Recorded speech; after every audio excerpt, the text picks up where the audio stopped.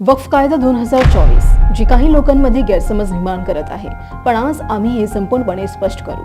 काय आहे वक्फ दुरुस्ती विधेयक आणि काय आहे या संदर्भातला वाद? सरकारी अहवालानुसार भारतात वक्फच्या सुमारे 6 लाखाहून अधिक मालमत्ता आहेत, ज्यामध्ये 40% जास्त हिस्सा बेकायदेशीररित्या बळकावलेले आहे.